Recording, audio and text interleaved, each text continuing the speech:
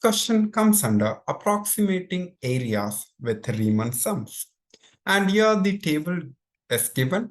In the table, we have the x values and the corresponding f of x values. The values of continuous function f for selected values of x are given in the table above. What is the value of the left hand? So we are talking about left Riemann sum approximation for integral 0 to 50 f of x dx using the subinterval 0 to 25, 25 to 30, and 30 to 50. So if I want to use the subinterval, so I need to focus on the left-hand Riemann sum and finding the areas of these rectangles. So basically, so in that case, integral of 0 to 50 f of x would be equals to the left-hand Riemann sum would be, so first of all, if I denote these things as x0, x1, x2, and x3, and there are three rectangles which we have made it here using these subintervals. So in that case, the area of the first rectangle would be, we will always take the leftmost point. First of all, the area would be width into height.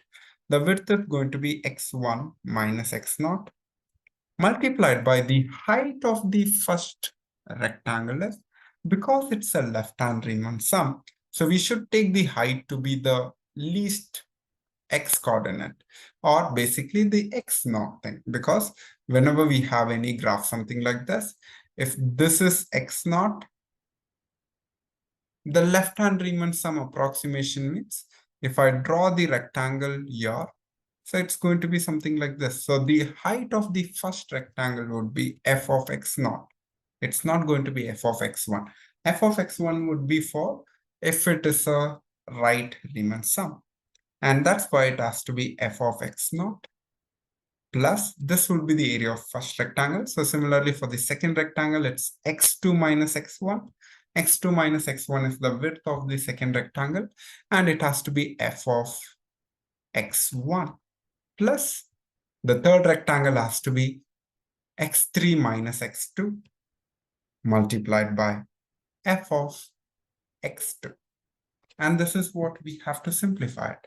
So if I substitute all these things, x1 is nothing but 25, so which is nothing but 25 minus 0 times 4 plus 30 minus 25 times 6 plus 50 minus 30 times 8. So if I simplify this, so 25 times 4 is 100, and 5 times 6 is 30, and 20 times 8 is